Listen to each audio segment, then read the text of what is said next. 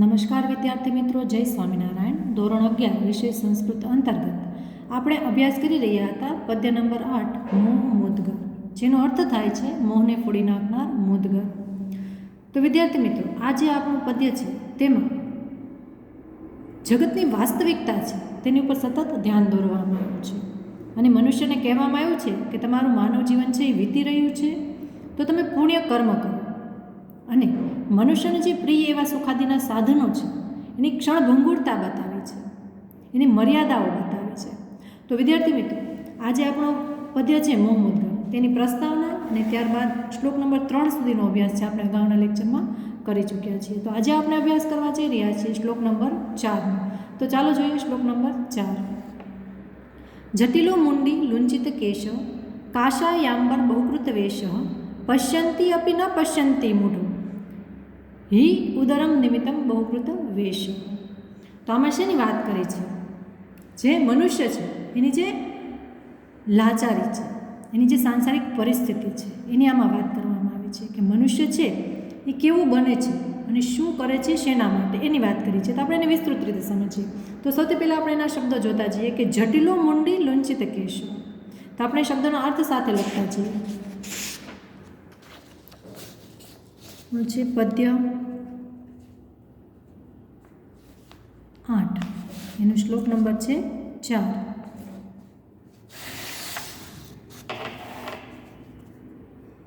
જટિલો શબ્દ છે, એમાંથી આપણે લઈએ જટિલ.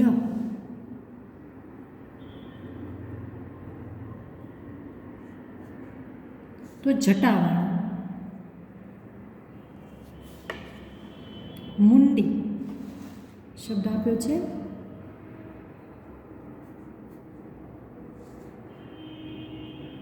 માથું મુંડાવેલું, માથું મુંડાવેલું અથવા મુંડન કરાયેલું, મુંડન કરાયેલા માથાવાળા, બંને શબ્દો લખી શકાય. ત્યાર પછી છે લુંચિત કેશ.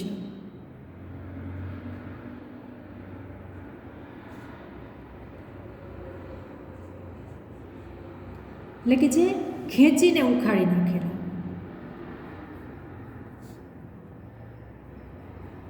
ઉખાડી નાખેલા વાળવાળા. કાશાયાંબર બહુકૃત વેશ.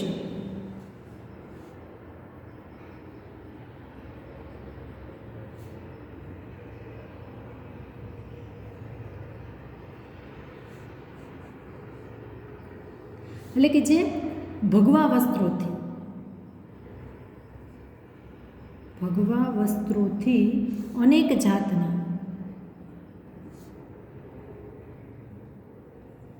વેશ ધારણ કરનાર.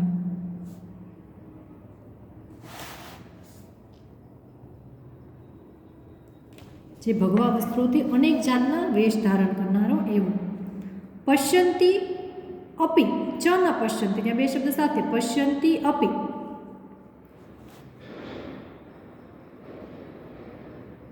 પશ્યન અપી એવું લખ્યું છે, બરાબર? તેના બે શબ્દો સાથે છે, પશ્યંતી, પશ્યન અપી, બે શબ્દો સાથે. એટલે કે જોતો હોવા છતાં, તે જોવે છે જોતો હોવા છતાં. ચ એટલે કે અને, ન એટલે ન પશ્યતી, અહીં લખીએ આપણે ન પશ્યતી શબ્દ સાથે. પશ્યતી એટલે જોવું અને ન પશ્યતી એટલે કે જોતો નથી.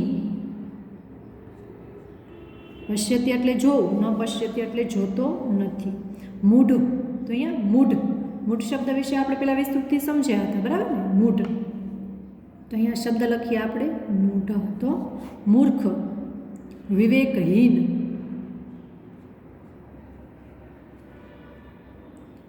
પછી શબ્દ છે યુદરમ નિમિત્તમ. યુદરમ, તો એમાં બે શબ્દ, હિ અને ઉદરમ, બરાબર? હિ અને ઉદરમ નિમિત્તમ. તો આપણે શબ્દ હિ તો ખરેખર આપણને ખબર છે એ લખતા નથી, પણ લખીએ છીએ ઉદર નિમિત્તમ. ઉદર નિમિત્તમ એટલે કે પેટ ખાતર, પેટને માટે એવું પણ લખાય. પેટને માટે, પેટને ખાતર. બહુકૃત વેશ,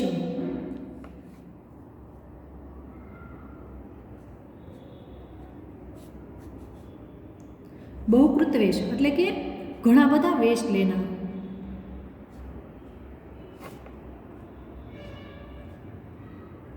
જે ઘણા બધા વેશ ધારણ કરે છે એવું. તો અહીંયા શું કહે છે આપણો જે શ્લોક છે એ કે જટિલો મુંડી લુંચિત કેશ. તો જટિલો મુંડી એટલે કે જટાવાળા, મુંડન કરાવેલા માથાવાળા, ખેંચીને ઉખાડી નાખેલા વાળવાળા. કાશાયાંબર બહુકૃત વેશ એટલે કે ભગવા વસ્ત્રોથી અનેક જાતના વેશ ધારણ કરનાર. પશ્યંતી અપી ચ ન પશ્યતી મૂઢ એ કે જોતો હોવા છતાં જોતો નથી, જે જોતો હોવા છતાં જોતો નથી. હિ ઉદરમ નિમિત્તમ બહુકૃત વેશ એટલે કે પેટને માટે, પેટને ખાતર ઘણા બધા વેશ છે એ ધારણ કરનારો, ઘણા બધા વેશ લેનારો. તો અહીંયા મનુષ્યની જે પરિસ્થિતિ છે એ દર્શાવી છે, એની સાંસારિક પરિસ્થિતિ કેવી છે, એની લાચારી કેવી છે કે એ પેટને ખાતર. જો આપણે ગુજરાતીમાં કહેવાય છે પેટ કરાવે વેઠ, તો અહીંયા પણ પેટની વાત કરી છે કે પેટને ખાતર એ શું કરે છે કે એ મૂઢ બની જાય છે, વિવેકહીન બની જાય છે. એને બધી ખબર હોવા છતાં એ જોતો હોવા છતાં જોતો નથી. એને ખબર છે શું કરવાનું છે શું નથી કરવાનું, છતાં એ જોતો હોવા છતાં જોતો નથી, બધું અનદેખું કરે છે. તો સૌથી પહેલાં આપણે એનું ભાષાંતર લખીએ મિત્રો. તો કે જટાવાળું, મુંડન કરાવેલા માથાવાળું,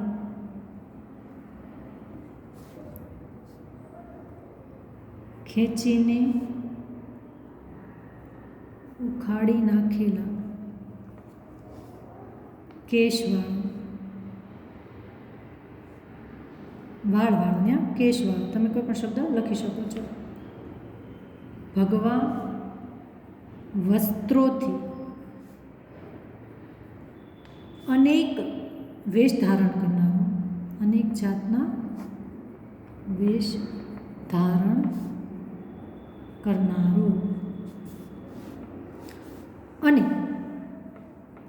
પેટને ખાતર, જે છેલ્લી લાઈન છે ચોથી, એને આપણે પહેલાં લીધી. પેટને ખાતર ઘણા બધા વેશ લેનારો. કેવો મૂઢ, ત્યાં તમે વિવેકહીન લખી શકો, મૂર્ખ લખી શકો. મૂઢ જેને વિવેક બુદ્ધિ ભૂલી ગયો છે એવો વિવેકહીન. જોતો હોવા છતાં જોતો નથી. તો અહીંયા જે સંસારમાં રહી, જે મનુષ્ય પેટ ખાતર જે વેટ કરે છે એની વાત કરવામાં આવી છે કે સાંસારિક સ્થિતિ કેવી છે કે જે મનુષ્ય છે એ પોતાના પેટ ખાતર શું શું કરે છે કે પેટને ખાતર જટાવાળું બને છે, મુંડન કરાવેલા માથાવાળું બને છે, ખેંચીને ઉખાડી નાખેલા કેશવાળું બને છે, ભગવા વસ્ત્રો ધારણ કરે છે, અનેક પ્રકારના વેશ પરિધાન કરે છે, મૂઢ છે.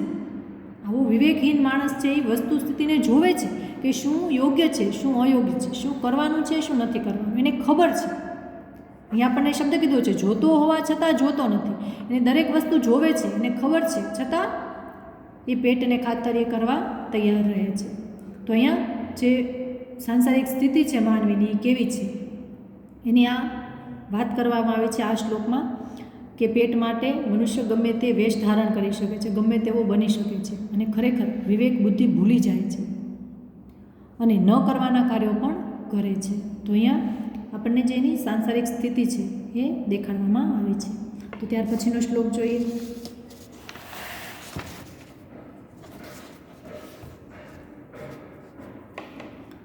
ભગવદ્ ગીતા કિંચિત દીતા ગંગાજલ લવણ કણિકા પીતા સકૃત અપી યસ્ય મુરારી સમર્ચા તસ્ય યમ કિમ કુરતે ચર્ચા. જો વિદ્યાર્થી મિત્રો, આ જે આપણો શ્લોક છે એમાં શેની વાત કરવામાં આવી છે? ભગવદ્ ગીતાની ને ગંગાજળ. તો અહીંયા વાત શેની કરે છે કે આપણી જે સંસ્કૃતિ છે એમાં જેને ભગવદ્ ગીતાને છે એ ખૂબ જ પવિત્ર ગ્રંથ માનવામાં આવે છે અને ગંગા નદી છે એને ખૂબ જ પવિત્ર નદી માનવામાં આવે છે. તો એની જે મહત્તા છે અહીંયા બતાવવામાં આવે છે. તો આપણે જોઈએ કે આ શ્લોક છે એમાં શું કહેવામાં આવ્યું છે. તો ભગવદ્ ગીતા કિંચિત દીતા. તો આપણે સાથે એના શબ્દાર્થ લખતા જઈએ. તો શ્લોક નંબર છે 5મો. તો એમાં ભગવદ્ ગીતા એટલે આપણને ખબર છે ભગવદ્ ગીતા. તો ભગવદ્ ગીતા વિશે તમને મિત્રો પાછળ નોંધ આપેલી છે પેજ નંબર 30 ઉપર. તમારે જો વિવરણાત્મક નોંધ પૂછાય તો ભગવદ્ ગીતા તો કે જે કુરુક્ષેત્રના મેદાનમાં કૌરવો અને પાંડવો છે એની સેના વચ્ચે યુદ્ધ કરવા માટે તૈયાર છે, ત્યારે યુદ્ધનો પ્રારંભ થવામાં જ હોય છે. ત્યારે અર્જુન જે છે એ ધનુષ્ય બાણનો ત્યાગ કરી દે છે અને યુદ્ધથી વિમુખ થવાનો વિચાર કરે છે. આ સ્થિતિમાં જે શ્રી કૃષ્ણ અર્જુન સંવાદ રચાય છે તેને શ્રીમદ્ ભગવદ્ ગીતા તરીકે ઓળખવામાં આવે છે. જે આ મહાભારતના વિશ્વ પર્વમાં આ સંવાદ આવે છે. અહીં અર્જુનના મનમાં ચાલતા સંકલ્પ વિકલ્પો અને તે સંદર્ભે શ્રી કૃષ્ણ અર્જુનને આપેલો ઉપદેશ 18 અધ્યાયો અને 700 જેટલા શ્લોકોમાં સંગ્રહિત કરવામાં આવે છે. તો તમે આ નોંધ ભગવદ્ ગીતા એવી વિવરણાત્મક નોંધ પૂછાય તો એમાં લખી શકો છો. તો અહીંયા ભગવદ્ ગીતા જે આપણે એક બહુ પવિત્ર ગ્રંથ માનવામાં આવે છે, જેમાં શ્રી કૃષ્ણ જે અર્જુનને ઉપદેશ આપે છે. તો એમાં જે 18 અધ્યાયો છે એનું ખૂબ જ મહત્ત્વ છે જે આપણી ધર્મમાં. તો એની વાત કરવામાં આવી છે. તો ભગવદ્ ગીતા જેને આપણે બધાને ખબર જ છે ભગવદ્ ગીતા શું છે.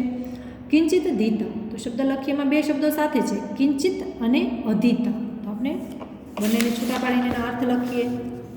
તો પહેલો શબ્દ છે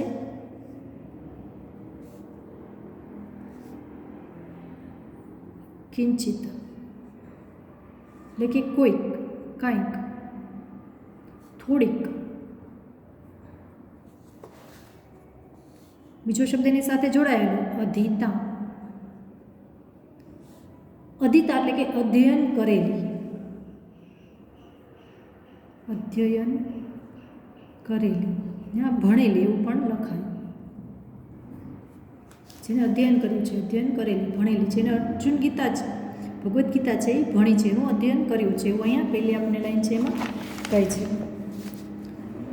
ગંગાજલ લવણ કણિકા. તો અહીંયા ગંગાજળની વાત કરવામાં આવી છે. તો આપણે શબ્દ લખીએ, આખો એક જ શબ્દ, ગંગાજલ લવણ કણિકા.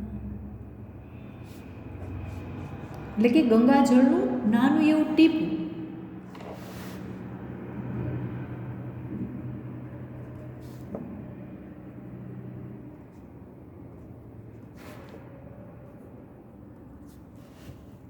પીતા. પીતા તો પીધેલું હોય.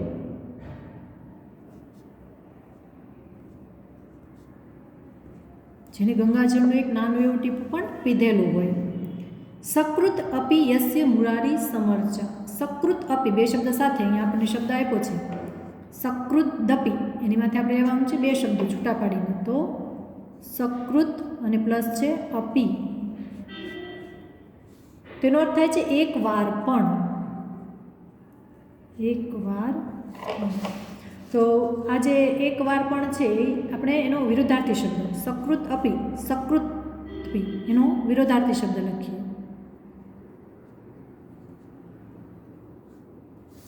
તો એના માટે લખી શકાય અસકૃત. સકૃત અપી આપ્યો હોય અને વિરોધાર્થી શબ્દ પૂછ્યો હોય તો તમારે લખવાનું છે અસકૃત. ત્યાર પછીનો યસ્ય મુરારી સમર્ચા. યસ્ય એટલે કે એની, તેની. યસ્યનો અર્થ શું થાય કે તેની. મુરારી સમર્ચા.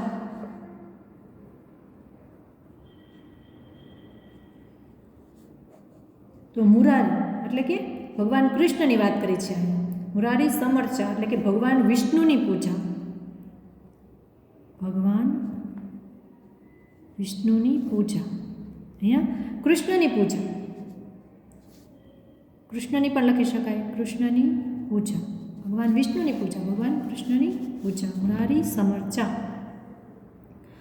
તસ્ય યમ કિમ કુર્તે ચર્ચા. તસ્ય એટલે કે તેની. યમ તો કે યમ.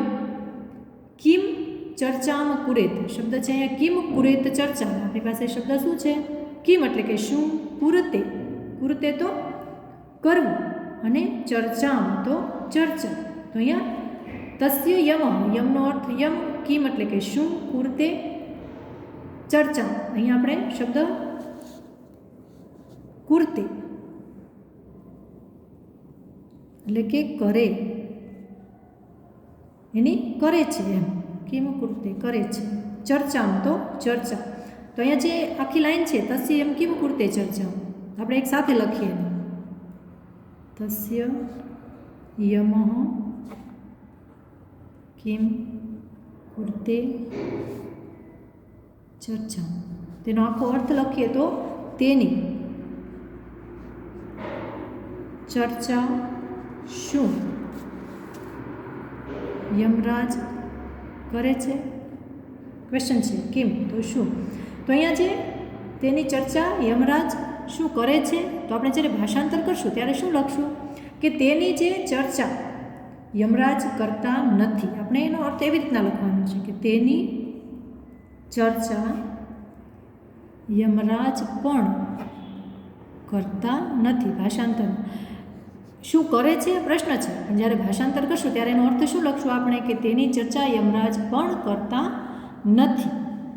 તો આમાં જેની વાત કરી છે, જે આપણું ભગવદ્ ગીતા છે એની વાત કરી છે કે એક જે પવિત્ર ગ્રંથ છે એની, અને ગંગાજળનું એક ટીપું જેને ખૂબ પવિત્ર માનવામાં આવે છે એની વાત કરી છે. તો સૌથી પહેલાં આપણે એને ભાષાંતર લખીએ, ત્યારબાદ વિસ્તૃત રીતે સમજીએ કે જેણે ભગવદ્ ગીતાનું થોડુંક અધ્યયન કર્યું હોય,